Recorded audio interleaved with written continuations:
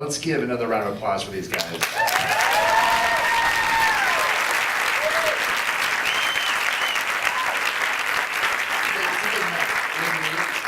I'm thankful because I thought we were going to be whisked away to Oz earlier today with the weather, but thankfully... It's been a week. I follow you on Instagram, and I see you with Judd Apatow earlier this week.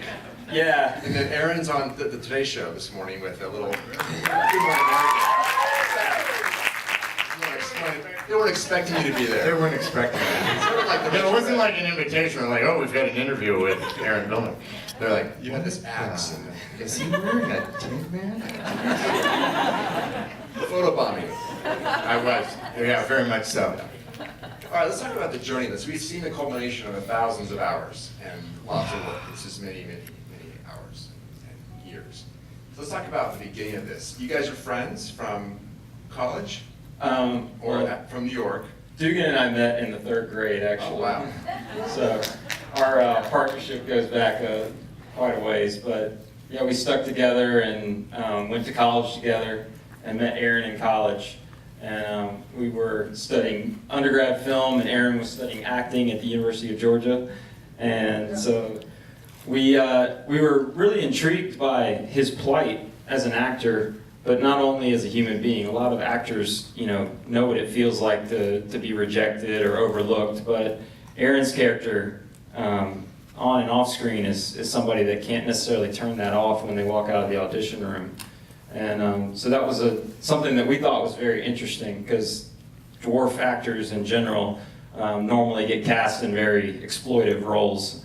And so Dugan actually had an idea to cast him as a leading man, and brought me in on that project. And so then we moved to New York and started collaborating on the script. And then what happened along the way? You had the Santa Rosa moment, that something was triggered that you really felt that this story's going to make it. We had, initially when we had this concept, somebody had offered us a $2 million budget out of Atlanta. And we did not take it, actually. We were 22 and 23 at the time, coming right out of Kind of dumb, actually. Yeah, when it's I look pretty back on it. stupid. Looking back on it. Stop for a second, talk This about is that. my confessions.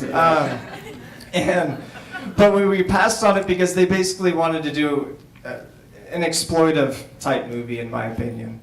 And Aaron wouldn't have been able to be the lead, and he was a good friend of ours, and that meant a lot to us. So we stuck it out, and over the past 4 years, we then were trying to raise, say, 1.5 million, and we'd have money come in and out, fall apart. It's a very difficult thing to do, especially with the way that the economy went. And so then we made a short film that Bruce Tuckman enabled us to make. Thank you, Bruce. And that got into Santa Rosa.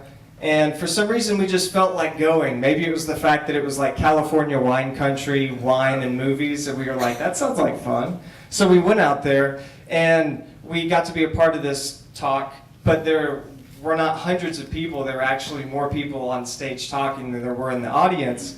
And they loved Aaron, and they kept saying, you need to go just do it. You need to just do it.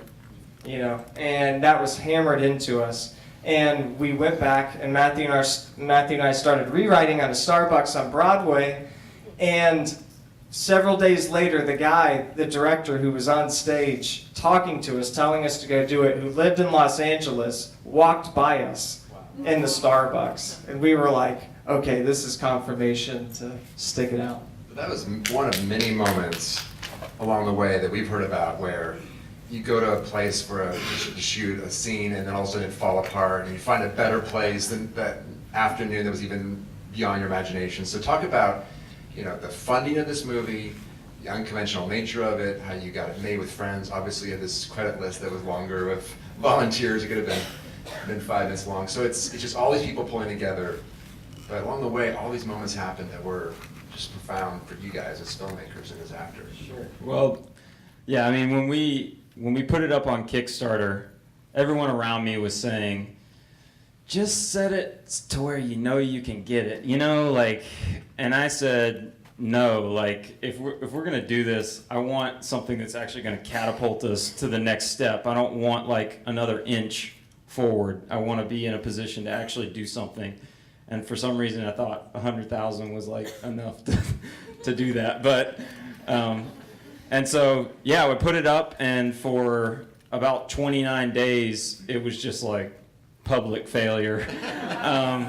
I mean, it was like really just hanging my head the entire time. But then on the final day, we had a pretty miraculous thing happen, and we climbed a $55,000 mountain to get successful.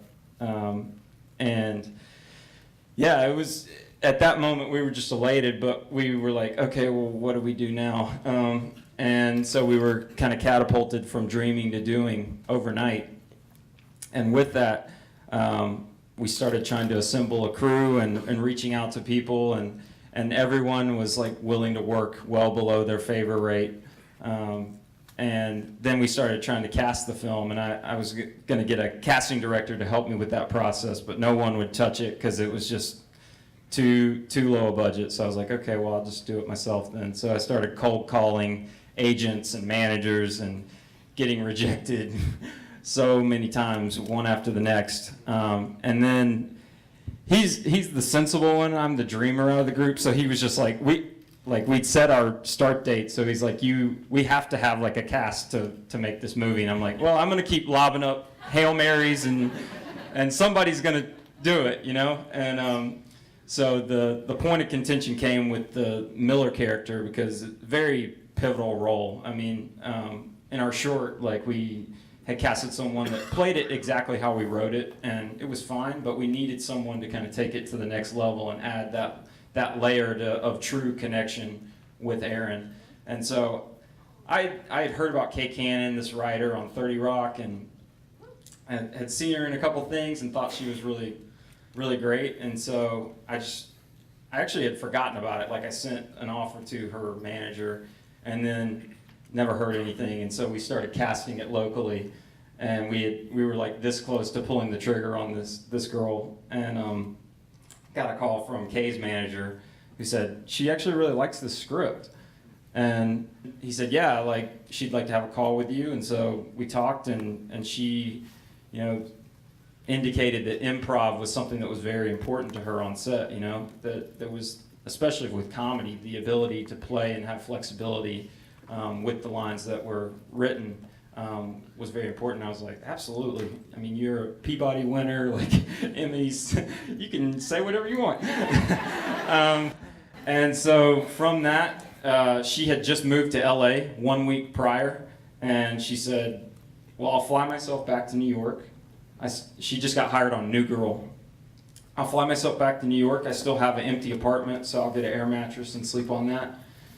And yeah, so it was pretty crazy. But from that, we just dove in, and the first day on set, back to your original question, hardships. But first day on set, I was so excited. I'm like, wow, I'm actually like a feature director now. This is gonna be awesome. And so we setting up for the first shot, and like within the first hour, we got kicked out of the location. And I was scrambling. I'm like, what are we gonna do? And so I'll kick it to you, like, when you got the call, because he actually wasn't on set. He was lining up the location for the next day. And so when you get the call that yeah, we can't shoot the apartment scene. Yeah, like the day before, we had our most expensive location go through. We're a very limited budget. And so I wasn't even going to show up on our first day of set because I had spent months finding this other place. And I only had 7 days to find the same exact deal. And then I get the call from Matthew that, oh yeah, the 30 people we're paying are all out on the street and we have no place to film. And yeah, it was crazy. So I was like, you know what? I can't do anything about it. I know that they are gonna try another buddy's place and probably get rejected. So I'm just gonna go try and get the studio. And I just went, and the place was perfect. And I said, hey man, do you know any place I can film like the rest of my movie? Because we don't have a place. I have a bunch of people standing outside. And he was like, yeah, actually, I know a really sweet lady in the Penn Hotel. And so I just walked right over there a couple blocks away, and she was like, yeah, we have an abandoned 3rd floor of our hotel. You can shoot in like however you want. That's where Herman was running through the hallways and stuff like that. It was an abandoned floor in Penn Hotel, 34th Street. And then they also happened to have like old school 1950s humongous rooms. And we didn't have the money, but I booked the room immediately, and it was missing a 4th wall so that you could shoot in. This is Aaron's apartment. Oh. Yeah, all in one day, and everybody, moved. Patty, you see her, which I also want to say, real quick, a thank you at this moment, because there were so many people who donated financially, but there were a lot of people who also donated with their time in ways that saved us a ton of money. And so we had a complete stranger, Patty, who was our associate producer. Please stand. That's the kind of Patty, please stand. Patty, please stand. Please stand. And also, like, we were in the middle of shooting, and we had a close friend come up to us, and we were like, we went over budget, we don't have the money to finish, and they stepped in for us to finish. It took stuff like that. It was really... That's John Hart, by the way, who was up here earlier. If I could, the silver lining on that first day, because we had 18 days to shoot this, and we find out guess what? Our first location has been pulled, so we're 7 to 8 hours behind already on an 18-day shoot for a 92-page feature. So everybody's like going, and what was great about that was I had never met Kate Cannon before this experience, so I'm kind of tiptoeing around her. I mean, she's Kate Cannon. She's got this resume a mile long, and we got the opportunity to talk, and so we sat in this karate dojo. For some reason, yeah, it makes sense, right? You do a film, you're in a karate dojo. Indie filmmaking. Ralph Macchio showed up, but it was weird, and that Miyagi guy. But so we're sitting there, and we just started pouring our stories, and she told her past and relationships and everything, and I told my past and relationships and whatever. I guess we were really open with each other. And but that chemistry was amazing after that. It was like she was a sister to me. And so I've heard from other people go, wow, your chemistry is really cool, we like that. And I'm like, yeah, it was 7 hours in a dojo. So there you go. Yeah, that is amazing, because the casting in this movie is phenomenal. So I think that every character has its own personality, her personality, and she really drives the story. And then your connection with Miller is unbelievable in this movie, and especially the storage scene. So talk about that. The what scene? The storage room scene. Oh, yeah. There's a powerful moment there, a turning point in the movie. Can I? Let me set that up. Oh, you're going to set it up. Go ahead. Yeah, so we didn't write that, actually. That wasn't in the script. And we were having our table read, like, the night before, and I can't remember who it was, but somebody, maybe it was just a group thing, but we weren't involved. But somebody was like, he needs a scene to just let it all out. You know, this has been this boiling thing, and it needs to burst at some point, and he needs to be able to say what he feels. And so that scene is entirely improv. Yeah. We just let the cameras roll, and that was what came out. And it's Yeah, pretty amazing. Kay, oh, thank you. You're way too kind. You're way too kind. Kay said, let's improvise it. Let's not script any of it. Let's just go. And as a sketch improv, genius. She just said, here are your points, here are my points, let's go. Just hit those points. However you get to them, but just hit them. So there were moments in there that are really funny, which were cut out because they were like, wait a minute, this is like a heartfelt moment, we don't want to laugh. And there were moments that we were bouncing off each other, and she is so much fun to work with in that environment, because she's so good at teeing it up for you. I mean, she's phenomenal. It's just like, oh, look, a gift. And so it was just like, it was just really nice. But it was crazy that whole entire scene, and that took like a half hour to shoot. You see a minute and a half tops. But in a half hour, it was all just bouncing back and forth. I was exhausted. Afterwards, I was like, wow, this is really tiring. Because you're just going with it, you're going with your gut on it.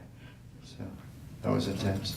We're going to open up for some questions. I had one question before we open up. There's a mic in the back there, but also we And I can pass the hand my mic away to whoever. Yeah. You have a redemptive vision for film. You care about good, true, and beautiful. You're not interested in creating message, agenda-driven, those kind of movies that we know about. How did this worldview you have, this view of life, inform the movie, at least that we've seen here, but also how you approach the script and the talent and the cast and crew? Well, the type of movies that I like are ones where people can just be real and be themselves. And you hear the term dramedy a lot, but I think it needs to be flipped, actually. And so this movie's a comma, because the comedy comes first, and it endears you to the characters, and then you actually care about what they're going through. And so with that, like, I didn't want to impose anything on Aaron's character that wasn't true, and so some of these moments are awkward and they're like weird, but you as an audience member need to feel what he feels on an everyday basis. And like I said, he can't turn that off when he walks out of an audition. But with that, we need to see more stuff like that. There's so much noise in the industry right now, and we need to just tell stories that are worth being told. So Creates that conversation. So you leave tonight. A couple of questions. You're going to leave tonight, and then what's next? What happens for you guys starting tomorrow morning? A great kickoff. Are you looking for distribution? What's the plan for the rollout of the film? yeah, so we next weekend, we are world premiering this. You guys got in on the sneak preview, but the public world premiere is at the Seattle International Film Festival, where we're in competition. So very exciting, and we'll all be going out to Seattle next weekend for that. But yeah, our hope is that it gets to be seen by more people. That's one of my initiatives as a filmmaker, is to make stuff that gets watched. There's a lot of filmmakers that are like okay with just understanding it themselves or whatever, but I'm like, a lot of blood, sweat, tears went into this, and so people need to see it. So we want some form of distribution. We've met with a couple sales agents that have said that, baseline, this movie would do really well in the digital space, like video on demand, Netflix, iTunes, all that kind of stuff. But being the dreamer, I'm still hoping for more than that, and praise God either way. But yeah, like, our hope is that it gets picked up by somebody. So We can help. This audience can help. Certainly. yes, Yeah, you absolutely. Talk to everybody. Yes. No, seriously, talk to everybody. Because one thing, without any type of PR budget or marketing budget whatsoever, that's why I was on Good Morning America this morning in a Tin Man outfit.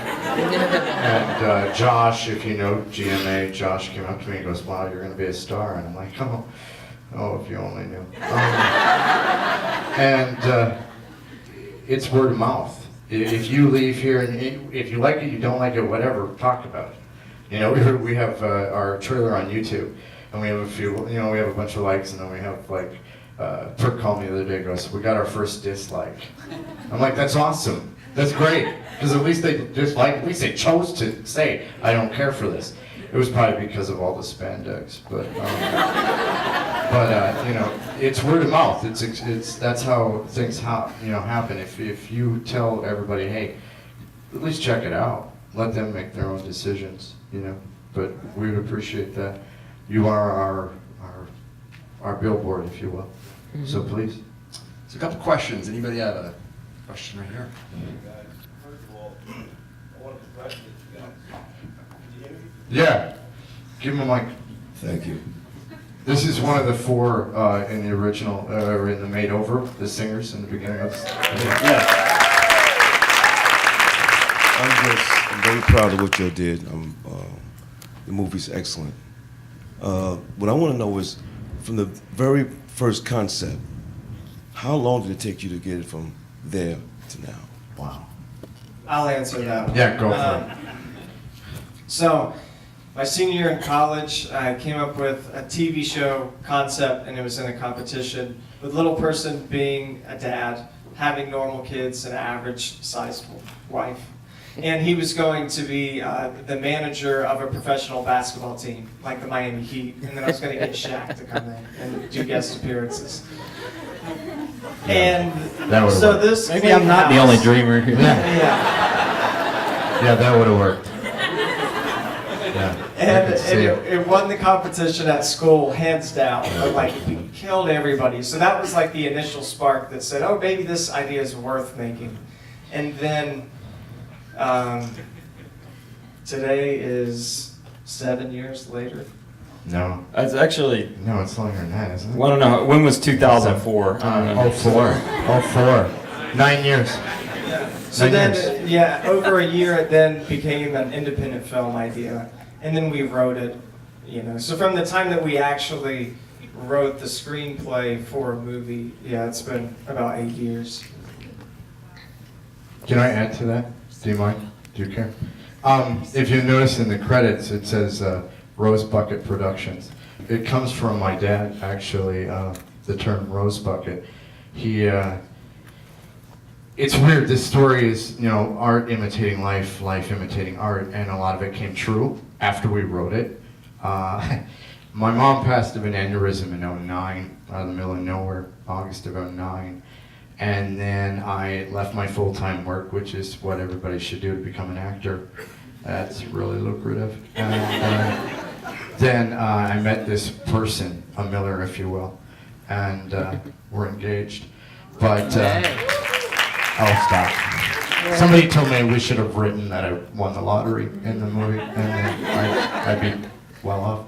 But my dad had used this phrase before. My dad's from the Midwest. He can say, I mean, he's kind of a Yogi Berra, if you will.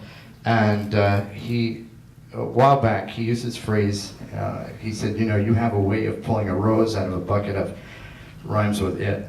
And the day my mom died, he was sitting there. My father's average size, he's 5'10", big fella, sizable fella.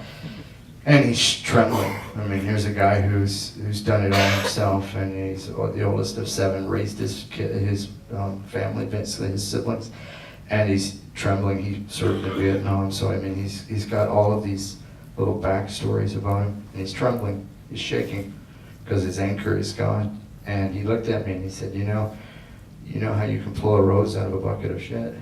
You think you could do that today? And that's what we're doing now. That's why we made this film. Yeah, that Audrey May. That's Aaron's mother. So the film is actually dedicated. It's in her memory. So.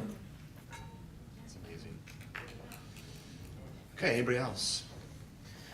It sounds like a lot of time passed from, you know, original idea to fundraising and all the ups and downs along the way. My question is, you know, through that experience, and I'm sure it's a tremendous learning process, you know, what types of things do you look back and say, I would have done differently or could have done differently, or are you very happy with the end result? Wait, how much time do we Yeah, have? this will take a few. No, I mean, I walked out of that experience, which it was like probably the hardest thing I've ever done in my life. I mean, 18 days of 18 hours, you know, per day. You can't help but like have the screws like start coming loose.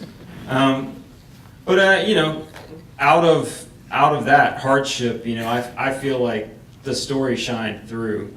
But I mean, if there's any aspiring filmmakers in the crowd or whatever, but I would just say, like, you don't have to be the smartest person in the room, but always be like the most prepared person in the room. And I can't always say that I was that person, so that's something that I aspire to. And maybe if we had more time, more resources, that helps that. But I don't want to crush your dreams if you're an inspiring filmmaker, but I would have a whole stable of producers behind you, because what happened was that Matthew was producing, but then had to wear the director hat, and so we had hard times like moving responsibilities over to people who hadn't had them prior. Just having like another person to have your back, 2 or 3 people to be able to put out the fires, because tons of fires get started and multiple fires each day, and you just physically can't be in the same place. Also, and this is really good advice, we wrote the screenplay to be $1 million, $2 million project, and thought we were going to be able to do that. But if you want to make your first movie, write a screenplay that is designed to be made very cheaply, because we were trying to produce a $2 million movie for $100,000, and that's why we wanted to shoot each other. And a lot of the times you heard laughing was from crew members who know that that shouldn't have happened up there, that we shouldn't have been able to film that, and they stuck together for us, so thank you. Yeah. If you have one regret, don't let it be that you never tried. Yeah. And that's huge. There's a guy back there, way back there. So I think for many of us, our biggest fear is that our struggles are laid bare for the world to see, and we spend our lives trying to hide that a lot of the time. And for most of us, it's not nearly as difficult as it is for you. And here you are. Yeah, sorry. No, I'm messing with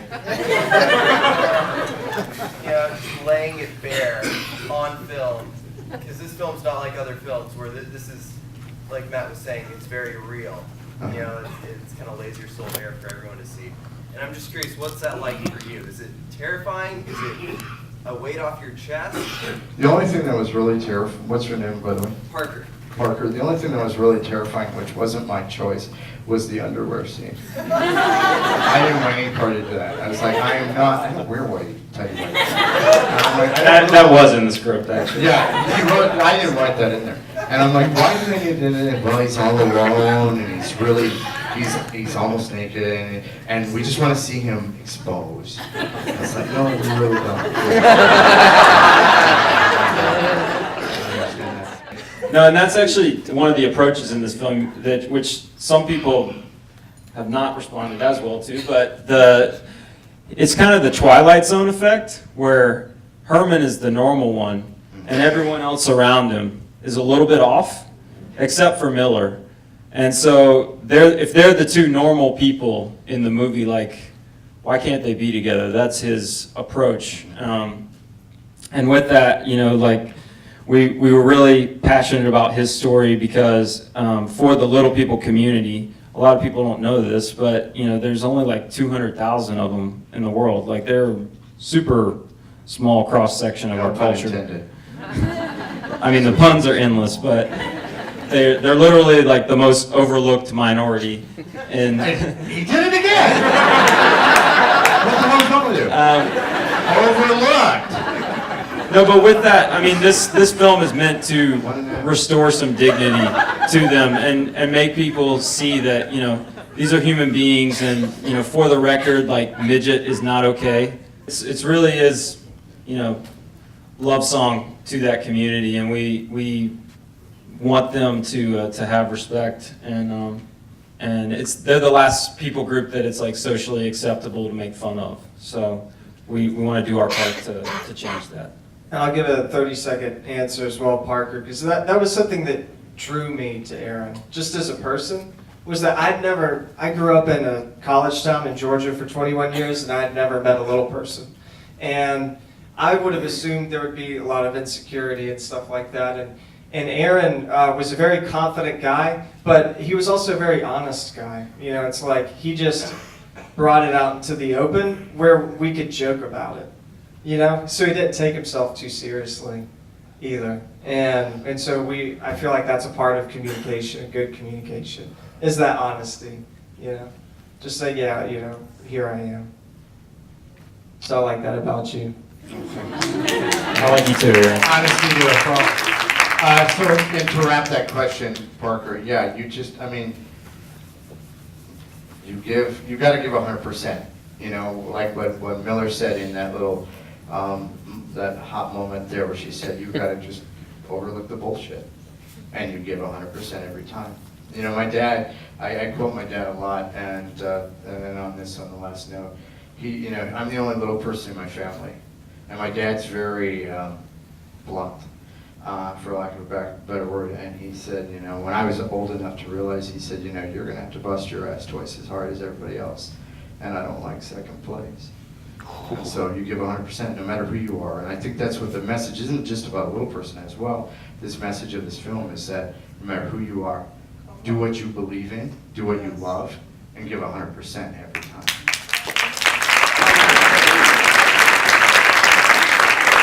Aaron, Matthew, Dugan, entire cast and crew, thank you guys. Congratulations for tonight. Thank you all for coming. Have a great night. Thank you guys. Thank you, man.